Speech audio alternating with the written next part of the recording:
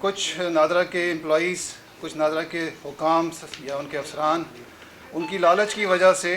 اس سارے سسٹم کو سیبوٹاج کرنے کی کوشش کی گئی، خراب کرنے کی کوشش کی گئی۔ اس حد تک اس کو خراب کیا گیا کہ غیر ملکی جو انٹیلیجنس ایجنسیز ہیں ان لوگوں نے انٹروڈ کر کے ہمارے سسٹم کے اندر اپنے لوگوں کو انٹروڈیوس کروایا، شناختی کارڈ بنوائے، اور اس کی وجہ سے پاکستان نے کافی سفر کیا انٹرنیشنلی۔ تو وہ سارے نیٹ ورک کے اگینسٹ ہمارے ملک کی جو پرائم انٹیلیجنس ایجنسی ہے اس نے اور FIA نے ایک ایکشن کیا، جس میں نادرا کے جو حکام جو اس گھنونے کام کے اندر ملوث تھے ان کو انرتھ کیا، ان کے سامنے ان کو لے کے آئے، ان میں سے کچھ گرفتاریاں ہوئیں، ان کے لیے جو دیگر لوگ کام کر رہے تھے ان کو سامنے لے کے آئے، اور جو شہری جنہوں نے یہ شناختی کارڈ حاصل کیے ہیں ان کو بھی سامنے لے کے آئے۔ اس کی پوری لسٹ مرتب کی گئی ہے۔ ان کی اس کام کی وجہ سے جو ملک کے لیے ایک سیکیورٹی چیلنج بن گیا ہے، اس کی کچھ ایگزامپلز میں آپ کو دینا چاہتا ہوں پہلے، تاکہ آپ اندازہ لگائیں کہ ان کے اس کام کی وجہ سے پاکستان کو کیا مشکلات درپیش ہوئی ماضی میں، اور ان کے اس کام کی وجہ سے کیا کچھ آگے ہم ایکسپیکٹ کر سکتے ہیں کہ اگر یہ جاری رہتا تو پاکستان کن صورتحال سے دوچار ہوتا۔ نادرا کے ڈیٹا بیس کے اندر NDS اور TTP انہوں نے اپنے لوگوں کو انٹروڈیوس کرایا، شناختی کارڈ ایکوائر کیے، اور ان کی شناخت کو چینج کیا گیا تاکہ وہ سامنے نہ آ سکیں، اور اس میں پھر جو انہوں نے اپنی کارروائیاں یہاں پاکستان میں ملک کے اندر کرنی تھیں وہ اس کو جاری رکھ سکیں۔ القاعدہ کے آپریٹیوز انہوں نے یہاں پہ اس سسٹم سے ان کی اس لالچ کی وجہ سے فائدہ اٹھاتے ہوئے اپنے شناختی کارڈ بنوائے، اپنے لوگوں کے شناختی کارڈ بنوائے۔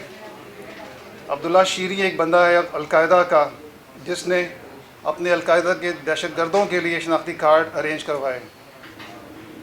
AQIS القاعدہ انڈین سب کانٹیننٹ، اس کا ایک ملیٹنٹ ہے عبداللہ بلوچ، اس نے اپنے لیے شناختی کارڈ بنوایا سلطان محمد کے نام سے،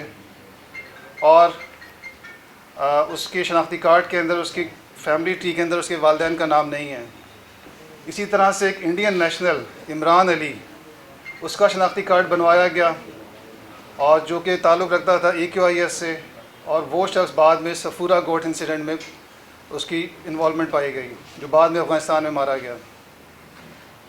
اسی طرح سے بہت سارے برمیز ہیں، بنگالی لوگ ہیں جن لوگوں کے یہاں پہ شناختی کارڈ بنوائے گئے، جن کا تعلق بعد میں لشکر جھنگوی اور دیگر جو دہشت گرد تنظیمیں ہیں ان سے تعلق ظاہر ہوا۔ جو چائنیز کانسولیٹ اٹیک ہوا تھا اس کے اندر جو لوگ آئے تھے وہ نادرا کے ڈیٹا بیس سے ہی پکڑے گئے، لیکن ان کی اصل شناخت جو ہے وہ تبدیل ہو چکی تھی۔ بلوچ سب نیشنلسٹ ڈاکٹر اللہ نظر، اس کی وائف کا ایک جعلی شناختی کارڈ بنایا گیا دوسرے نام سے، اور وہ شناختی کارڈ کو یوز کرتے ہوئے پورے ملک میں سفر کرتی رہی۔ سندھی سب نیشنلسٹ شفیع برفت جو کہ ہیڈ ہے GSN متحدہ محاذ کا، اس نے ایک جعلی شناختی کارڈ بنا رکھا ہے۔ اس کے علاوہ بہت سارے پاکستانی ہیں جو باہر ملک میں جا کے ان جعلی شناختی کارڈ کے اوپر جا کے وہاں پہ کارروائیاں کرتے ہیں، جرائم میں ملوث ہوتے ہیں، اور پھر وہ وہاں پکڑے جاتے ہیں، جو پاکستان کی بدنامی کا باعث بنتے ہیں۔ اسی طرح سے بہت سارے ایرانی ہیں بلوچ جو ایران سائٹ پہ رہتے ہیں، سیستان ایران کا جو صوبہ ہے وہاں پہ ان کے پاکستانی شناختی کارڈ بنائے جا رہے ہیں یا جا رہے تھے، جس کو اب روک دیا گیا ہے، اور وہ ایک ہمارے لیے اگین چیلنج تھا کہ ان کی شناخت تبدیل کر کے اب اس میں ہم فرق نہیں کر سکتے کہ وہ پاکستانی ہیں یا بنیادی طور پہ ایرانینز ہیں۔ تو اس سارے گھنونے کام کے اندر جو بھی نادرا کے آفیشلز انوالو تھے،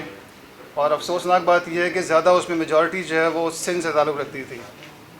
یا سندھ کے جو نادرا کا ایک یہاں پہ آفس ہے، یا سندھ کے اندر جو لوگ کام کر رہے ہیں وہ اس میں زیادہ پیش تھے۔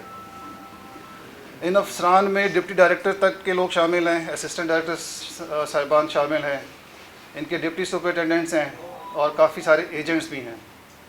اب جو ان کا طریقہ کار کیا ہوتا ہے شناختی کارڈ بنانے کا، کیونکہ یہ لوگ سسٹم کو اپنے سمجھتے ہیں، اس سسٹم کو ان کو چاہیے تھا کہ جس کی حفاظت کریں،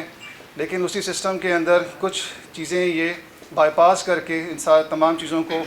اور جو ڈیٹا ہے اس کو ڈیٹا بیس کو یہ ٹیمپر کرتے ہیں۔ پھر ایک اور ان کے پاس پروویژن ہے سسٹم انڈیپینڈنٹ کا، کہ اس میں پہلے اس کی نہ فیملی کا کوئی شناختی کارڈ ہوتا ہے، نہ اس کے والدین کا شناختی کارڈ ہوتا ہے، تو اس کو بھی ویریفائی کر کے یہ اپنے طور پہ خود ہی اوکے کر کے اس کا شناختی کارڈ بنا دیا کرتے تھے۔ وٹنسز کی ریکوائرمنٹ ہوتی ہے، اس وٹنسز کی ریکوائرمنٹ کو پورا نہیں کر رہے تھے یہ، اور جیسے میں نے پہلے بتایا کہ جو ہمارا ووٹر یا الیکشن کا جو پروسیس ہے اس کے اندر بہت سارے شناختی کارڈ بنائے گئے جس کی تعداد تقریباً 3 سے 4 ملین ہے، جو کہ حقیقت میں موجود نہیں ہے، لیکن وہ شناختی کارڈ ہیں، اس کو مس یوز کر کے پورے ووٹنگ پروسیس کو خراب کیا جاتا ہے۔ اب اس حوالے سے جیسے میں نے آپ کو بتایا کہ کوئی 2 ملین سے 4 ملین جو شناختی کارڈ بنائے جا چکے ہوئے ہیں، وہ تمام نمبر، وہ تمام چیزیں وہ ٹریس آؤٹ ہو چکی ہوئی ہیں، اور وہ شناختی کارڈ جلد بلاک کر دیے جائیں گے۔ اور اس میں جو بھی لوگ انوالو ہیں، افسران سے لے کے ایجنٹس، وہ تمام ہماری رڈار پہ ہیں، اور جو ہماری جیسے میں نے بتایا کہ پرائم انٹیلیجنس ایجنسی جو ہے وہ اس میں مسلسل کام کر رہی ہے۔ اور نہ صرف ہم ان شناختی کارڈز کو بلاک کریں گے، آئندہ کے لیے جو بھی ان کا سسٹم ہے جس کو انہوں نے بائی پاس کرتے ہوئے تمام کام کیا ہے، اور جو ان کا سافٹ ویئر ہے اس کو بھی مزید محفوظ بنانے کے لیے مختلف میجرز گورنمنٹ لے رہی ہے اور تجاویز گورنمنٹ کو دے دی گئی ہیں۔ تو اس سلسلے میں جو ابھی ریسنٹ ہم نے کارروائی کی، اس کے اندر کچھ افغانی ہم نے اریسٹ کیے، ان سے وہ جعلی شناختی کارڈ ہم نے برآمد کیے، اور ان کی مدد کرنے والے جو اسسٹنٹ ڈائریکٹر تھے، ایک کا نام افروز اور ایک اور اسسٹنٹ ڈائریکٹر اشفاق احمد جمالی، ان کو گرفتار کیا ہے، اور ایک ایجنٹ ہے خیال، اس کو بھی گرفتار کیا گیا ہے۔ اور ان کے مقدمات جو ہیں وہ تعزیرات پاکستان کی مختلف دفعات کے تحت درج کیے گئے ہیں، اور نادرا کا جو اپنا آرڈیننس ہے جو کہتا ہے کہ اگر ریکارڈ میں کوئی ٹیمپرنگ کرے گا تو اس کی سزا 14 سال ہے، تو وہ بھی ہم نے اس پہ اس ایف آئی آر میں لگائی ہے۔ اس کے ساتھ ساتھ ایک دوسری کارروائی بھی ہم نے کی ہے، جس کے اندر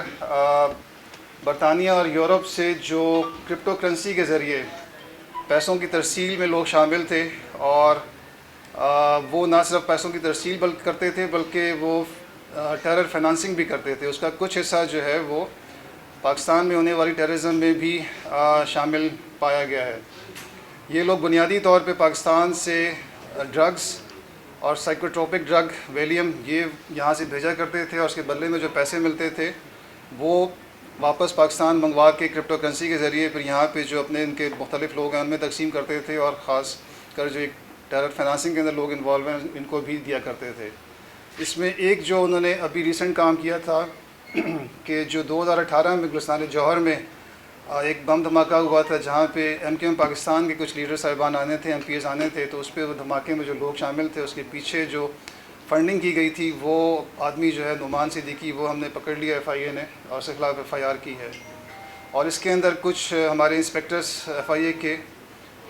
ان کو فیسیلیٹیٹ کر رہے تھے، اور کچھ اس طرح کا چیزیں دیکھنے میں آ رہی تھیں کہ شاید وہ ان سے بچ جاتے یا کچھ پیسے لے کے ان کو چھوڑ دیتے، تو ان کو بھی ہم نے اریسٹ کیا، ان کے خلاف بھی ایف آئی آر کی ہے۔